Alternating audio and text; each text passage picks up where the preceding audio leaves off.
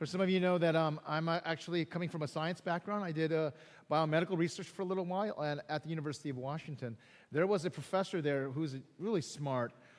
He works in microbiology, but also he works with pediatric neurology, but he's a Christian. His name is John Medina. And he was sharing a story that as he goes and talks with his other scientist friends who are not in that specific field, so he studies the really small stuff that you can't even see. He has a friend who is an astrophysicist, an astronomer, who studies the stars. And this is right when that Hubble telescope was coming online. And they had this one picture, he saw this one picture, a plate from the Hubble telescope. And this is before it was all released. And he was looking at it, it's like, wow, so many stars. And his astrophysicist friend goes, John, you should keep your day job. Those aren't stars. Those are galaxies. Okay. If you have any idea, in that picture shows 10,000 galaxies. Okay. So for those of you who know, galaxy is a big word. Okay. It's a huge word. We live in the Milky Way galaxy. Okay. So we're this small little speck in the Milky Way galaxy, which has 300 billion stars. That's a lot. That's with a B. Okay. And so we're in the Milky Way galaxy with 300 billion stars, but that's 10,000 galaxies that we can see in this picture. How many galaxies do you think are in the observable universe that we can see through our technology? How many galaxies do you think? Okay. 2 trillion galaxies. If you have any idea how big the universe is, that should blow your mind. We live in this small little speck of the 300 billion stars, but there are 2 trillion of these Milky Way galaxy types, okay? The numbers are hard to comprehend, right? Sometimes they're hard to comprehend, but if you actually go out into like the middle of the prairie or out in the mountains sometimes, where there's no city, there's no light pollution, and you just, on a clear night, look up, it is actually terrifying because there's so many stars out there that you've never seen. It's kind of like gross. You had no idea that the heavens were so populated. And I remember one time I was hiking, I was looking up, and I felt this dread, like, there's so much out there, and I am so small. It felt like oppressive, right? But just the numbers-wise, isn't that crazy? Are you feeling small? Are you feeling small yet? You and I were one person out of 7 billion people living on one planet, orbiting one star. That's the solar system, right? Oh, sorry, out of 8 planets orbiting one star, it's only 8 planets now. Pluto was demoted, it's no longer a planet, right? Out of 300 billion stars in one galaxy, out of 2 trillion galaxies, in what we can see, okay? You know how small we really are. And so sometimes it makes us feel as though our lives don't really matter. It makes us feel as though, how can God care about us when there's so much craziness in the universe that we can't even begin to track? But if you were just to look at the human person, you'd realize as beautiful and as vast and intricate the universe is, do you know, as far as we can tell, the most complex object in the universe, it's not a star. The most complex thing in the universe, you know what it is? It's the human brain. You know the human brain has 86 billion neurons. Okay? That small little thing on top of your head inside your skull, you know how 86 billion neurons is? Okay? It's crazy how many neurons are interfaced. And if you see all the connections between the different, neuron is actually kind of like a nerve cell, okay?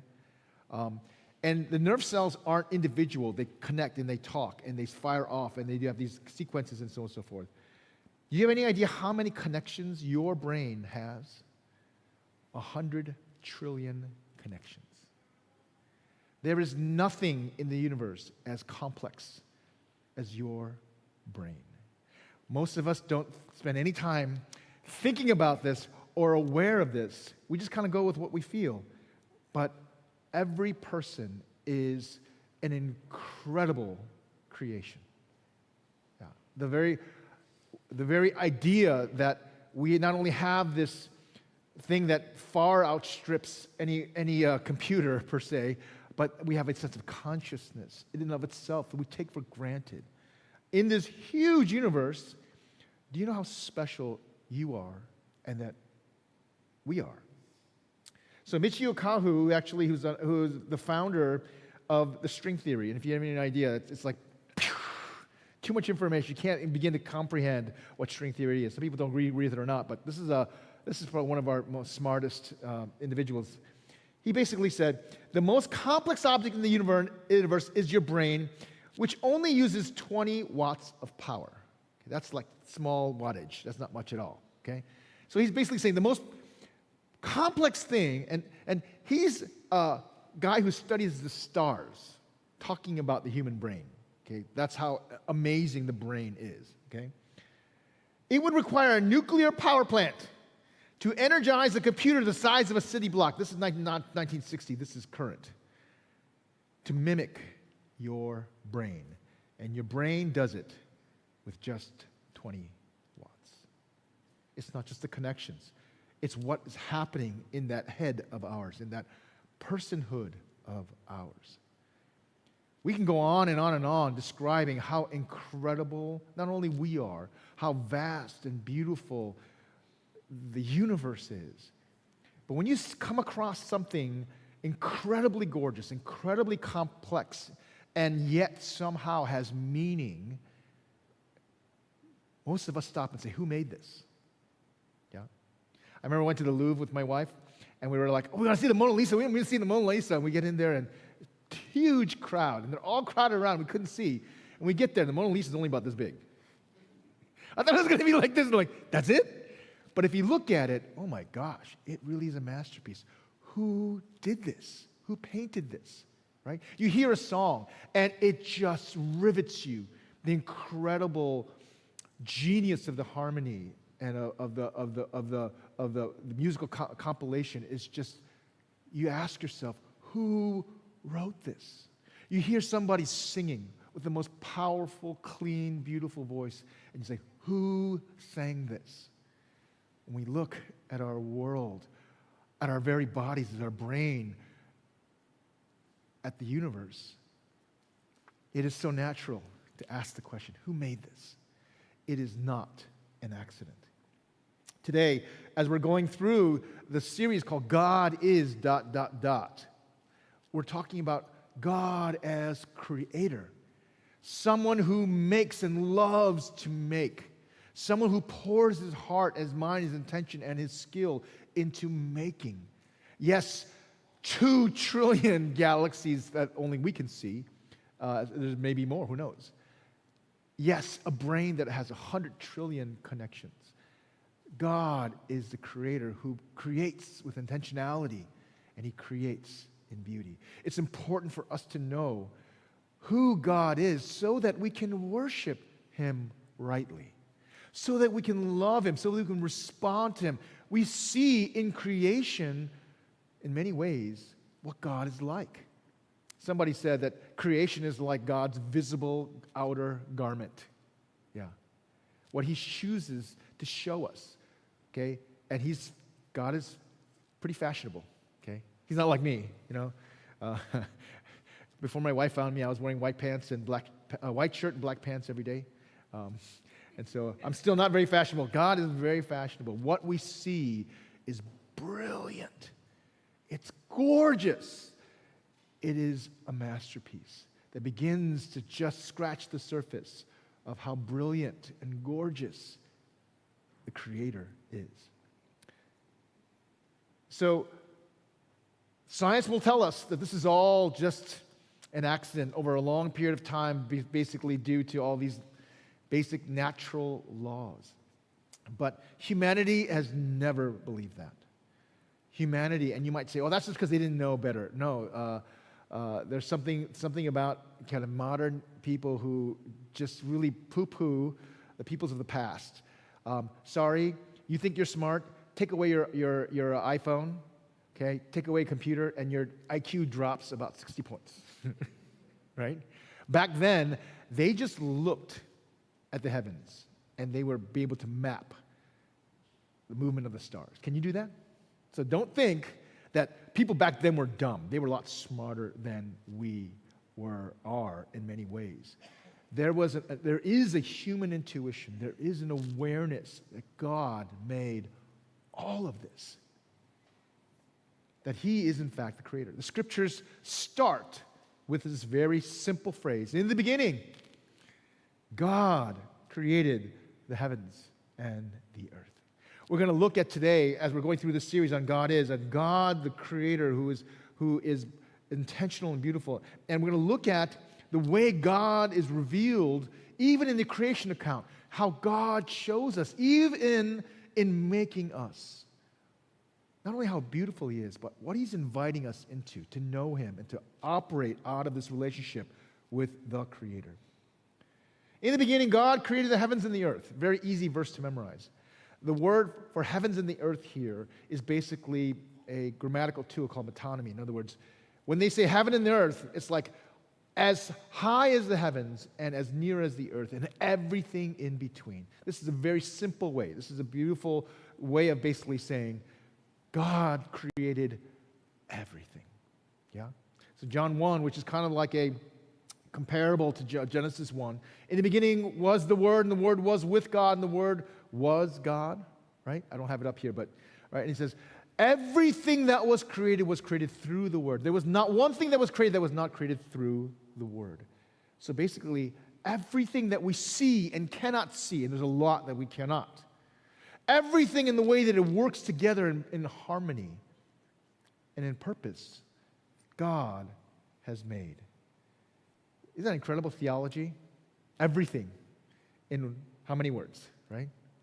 God created the heavens and the earth. And then we start seeing how He did it. He starts separating the light and the dark, and He calls it day one. And then He starts separating. And most of us kind of like, yeah, I've heard this before. Or if you're a scientist, you're like, okay, let's see if we can match what happened when we understand with the Big Bang with what this is going on. Does this make sense, this or that? But actually, if you let the Scriptures speak in the way that they're trying to speak, they're telling us in God's pattern of creation, you get to see a little of the mindset, a little of who God is and the way He created. There is a structure that we see in Genesis 1 that we miss because we put it on different grids. But if you just let it speak, you'll basically see that there's a structure. Genesis 1:2 said, in the beginning, there was formlessness. There was no forms. And it was empty. King James language, void. Hebrew is tohu vabohu, right? It doesn't have any shape, nothing, no containers, no nothing, right? And there's nothing inside it, right? It's empty.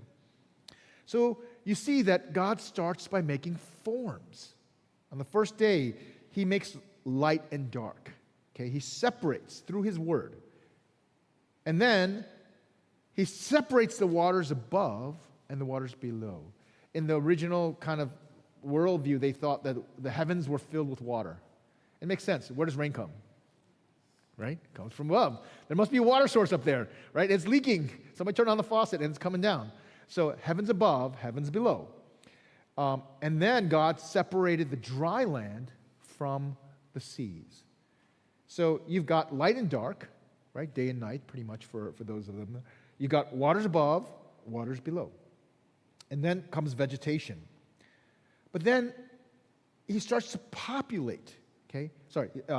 Day 4 is vegetation and other kinds of things too, but He begins to populate what He had made in terms of forms. And so, day 4, He makes the lights in the sky and the lights in the night, okay? Basically, day and night, with the sun to govern by day, moon to govern by night. Basically, He's saying, what was empty sky now is filled with stars. Day 5, He creates creatures who are like flying creatures and creatures in the ocean, right, in the above. And day 6, He creates creatures that crawl on the ground. And on day 6, to finish off this whole project of creation, heavens and the earth, he makes humankind. And humankind are called the crown of creation. And they're given not only this special title that no one else has, made in the image of God, but actually they're given a authority to operate like God. They, like the sun governs by day and the moon governs by night, humanity is to govern and be God's representative to govern all of this. If you see this like this, there was formlessness and then there was emptiness. And first day, 3 days, God makes forms, and the next 3 days he fills them. Okay? You see this kind of pattern, what makes you think about God? Okay? Don't you see there's an intention involved? Yeah? God is not simply just like, oh, I'm just going to like throw stuff together. My dad used to cook like that. I'm going to put something in this pot and put something over there, left over this and that. Oh, voila! And it was horrible, right? It was gross. Like fusion food is good, but that was disgusting, right? God instead, like a master chef, he's got layers that he's planning in his meals. There's an intentionality. There's a process involved. And you and I are not just some random piece of the process. We are the crown of creation. That story is there to tell you not only what God is like, but our place in the universe that God has made. Unspeakable complexity beyond what we can ever imagine that God, and chaos even, that God brings into order and into beauty. I got a little experience of this when I was a younger pastor, and I had asthma when I was younger, right after college, and at nighttime, when the asthma would kick in, my heartbeat would go crazy, and my blood pressure was going up. Being a pastor does that sometimes. And in the midst of this, my doctor was like, maybe you should think of ways to relax and to calm. And, back then, the doctor wasn't Christian. The doctor didn't say you should meditate. Instead, and do mindfulness or meditate in the scriptures. Instead, he said, why don't you get a fish tank? I'm like, okay. Because the fish tank actually helps in a lot of ways. It makes the air a little humid, and you look at the fish tank and you feel kind of peaceful. Anybody have a fish tank at home? It's a lot of work. It's a lot of work, right? So here I am. I'm planning for this really nice fish tank. Not huge, but really thoughtful, right? So I'm doing all my research, and I find that you can't just throw fish into like chlorinated water. They'll die, right? So they said you have to give it at least a certain amount of time, like 7 days, a week, to not only let the chlorine kind of get out, but you have to start putting in like bacteria so that the fish, fish owners they're nodding their heads. This is not even salt water, this is just freshwater fish, right? You got to put all kinds of stuff in the water and let it kind of gel a little, right? So here I am doing all this research, and so I go to the place first and I buy the tank and I bring it home and I put the gravel on the ground and I put the water in, and I put all the little like probiotics, the bacteria in, and I'm just letting the chlorine bleach out, and I'm reading along and I'm realizing, wait a minute, fish poop, okay? Fish poop. So how am I going to clean this thing? So like, oh, I got to buy a filter. So I buy a filter and I install the filter and it's working. It's like, ooh, cool. Fish also need light at nighttime, especially if I want to see them. So I buy a tank on top. And then my pastor friend telling me, oh, he's got scars because when he was a younger man in Korea, he had a fish tank, but he didn't have a heater. So one day it got really cold and all his fish froze, right? You got to buy a heater. Like, okay, wait, went and buy a heater, right? And I'm putting all this together, and then I realized, it's kind of like a boring tank. I want to put like rocks where the fish can go through. And it's nice to have like plants, right? So, and as I'm thinking about this day after day, I'm just getting really excited. Okay, I go to the fish store. Every day I go to the temple, I'm like, ooh, that one's nice. Ooh, that one. I end up getting cichlids. They're like this big, and I didn't realize that they eat each other, right? But they're really beautiful, okay?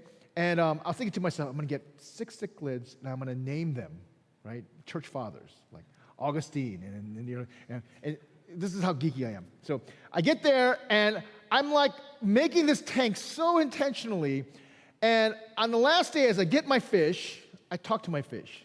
Like, do you know how much work I put into making this world for you? You should be so grateful, right? And as I'm putting them in, all of a sudden I realize, dang, this is Genesis 1.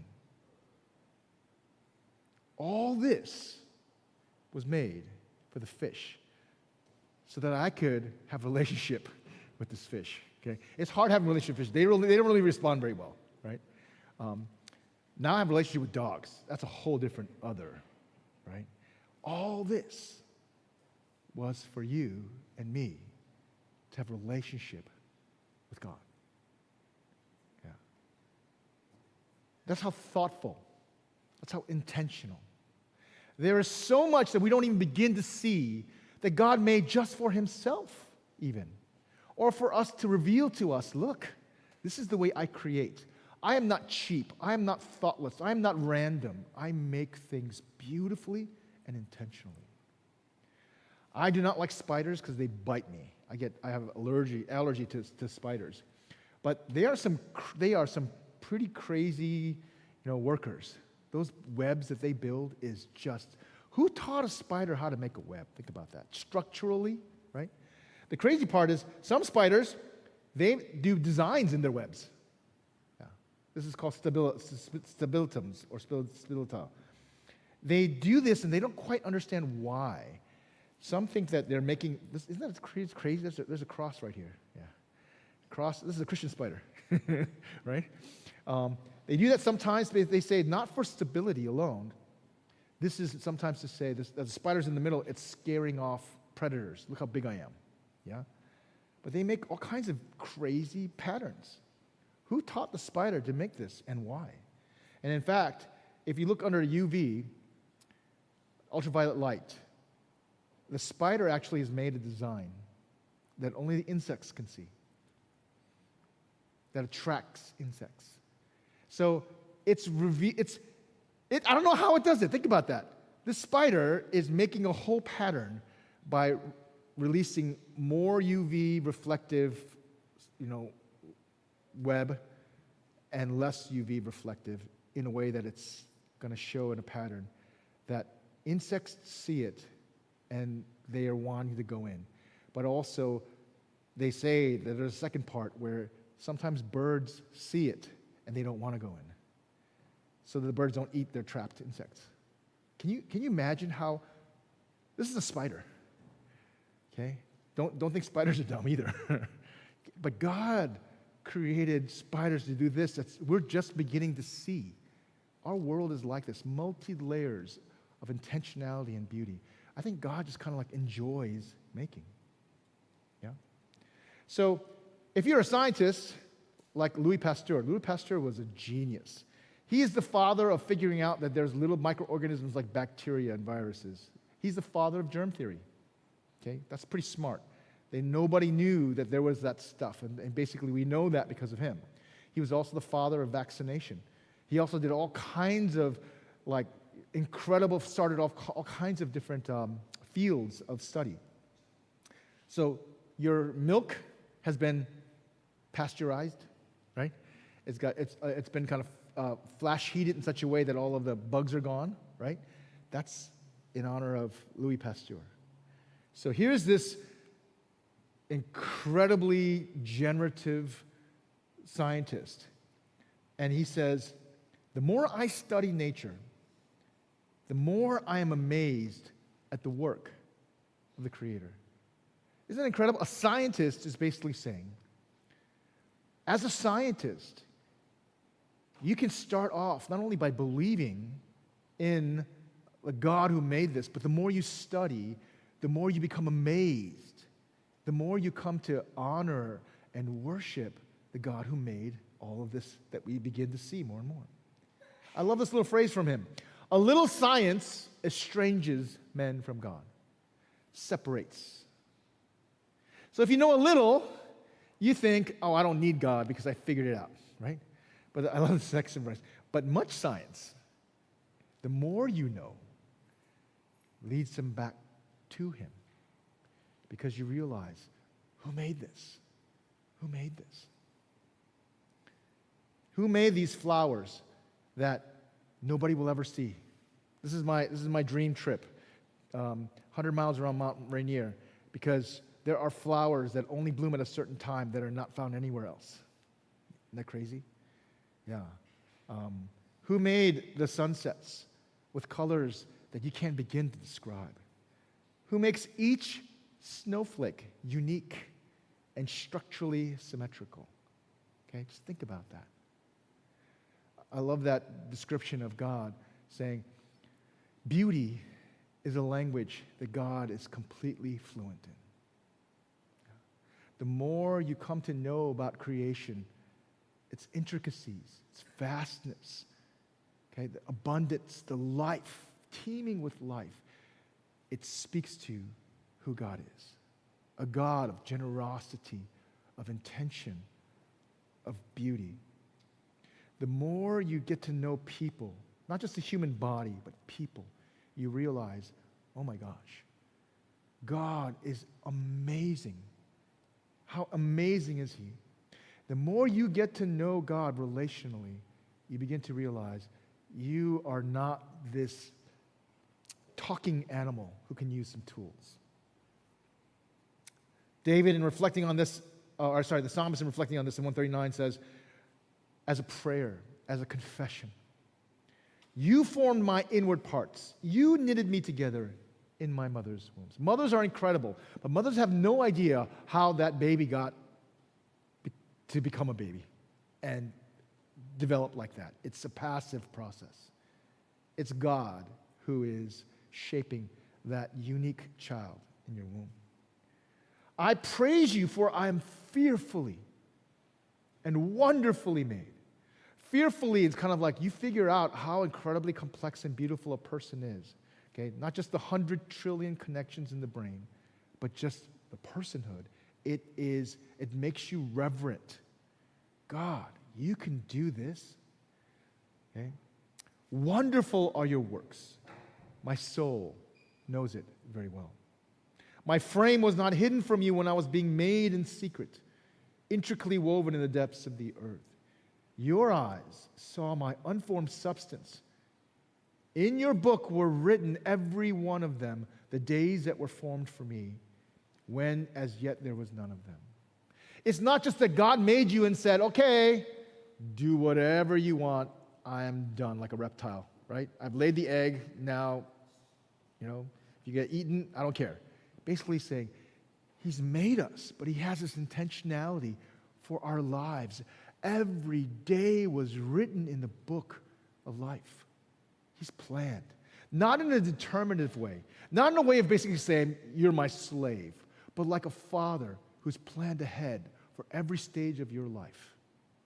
That's the kind of creator He is. It's amazing. We don't understand why we're in this place of dignity and this place to relate to God this way. This is Psalm 8 from David. When I look at your heavens, the work of your fingers, the moon and the stars, the 200 trillion galaxies which you have set in place, what is man that you are mindful of him, that you care for him, that he knows your name, he knows everything about you, he's planned lovingly for you. And the Son of Man, and here this language of Son of Man basically says just a mortal being, that you care for him. It is mind-blowing.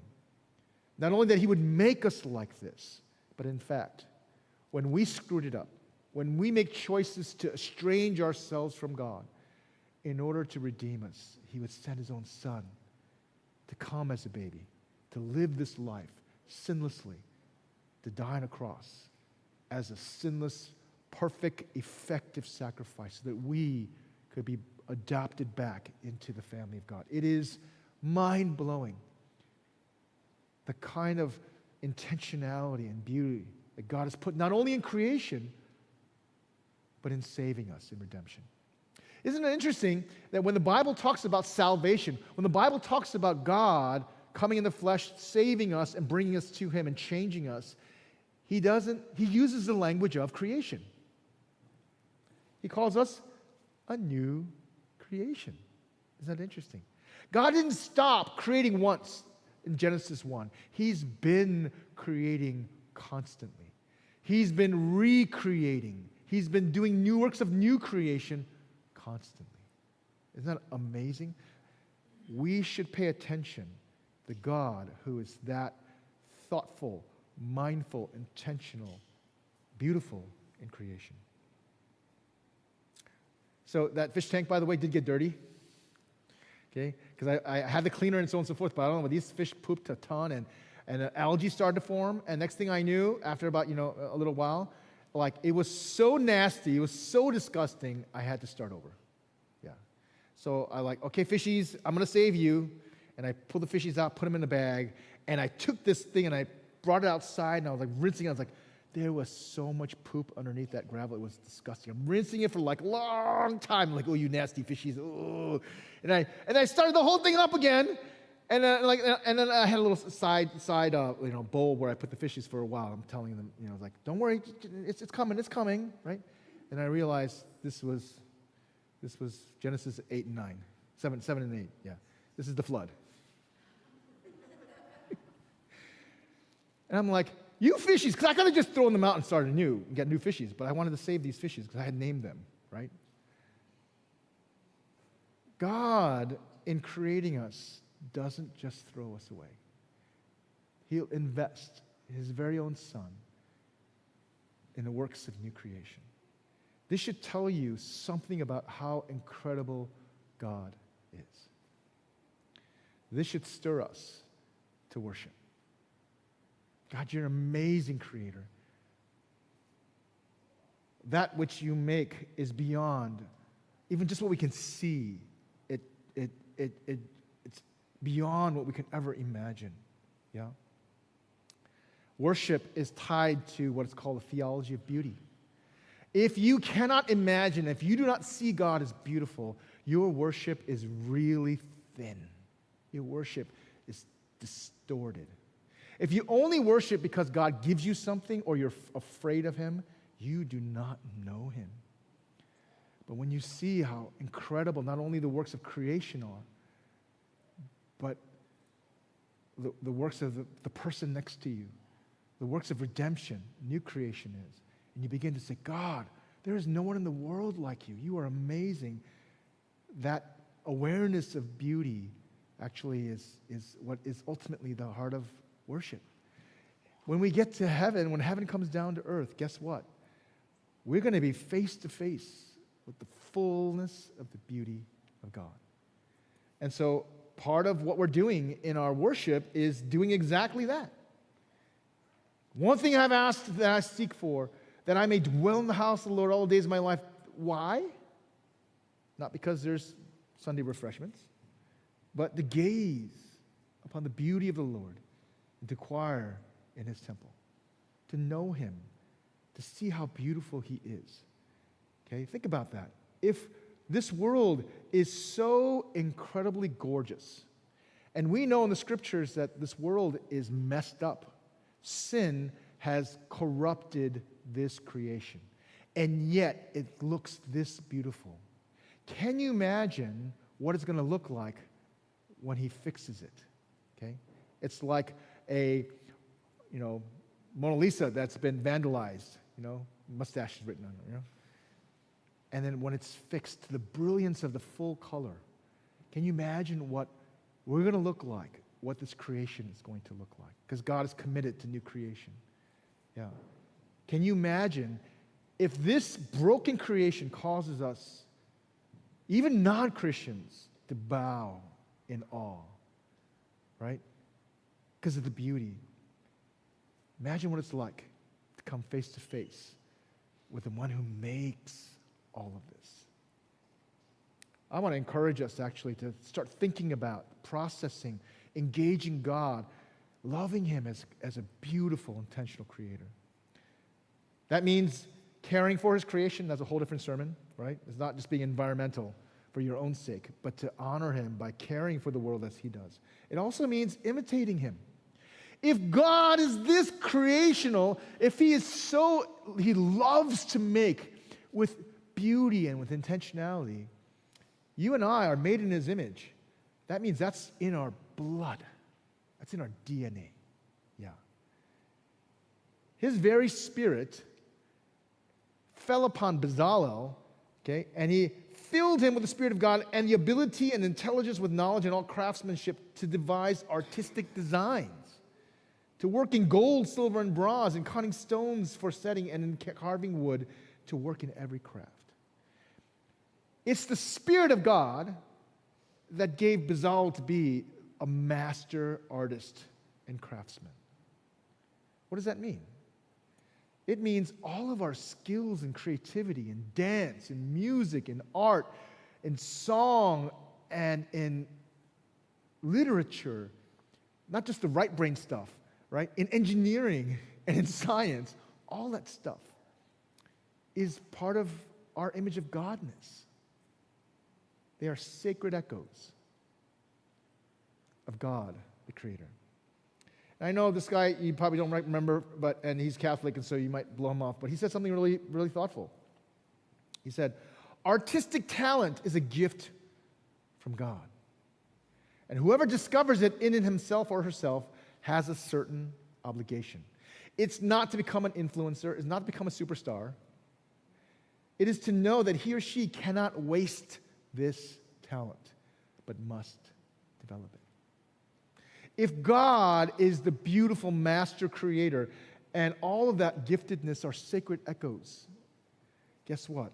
We have an obligation to develop it for His glory. Yeah.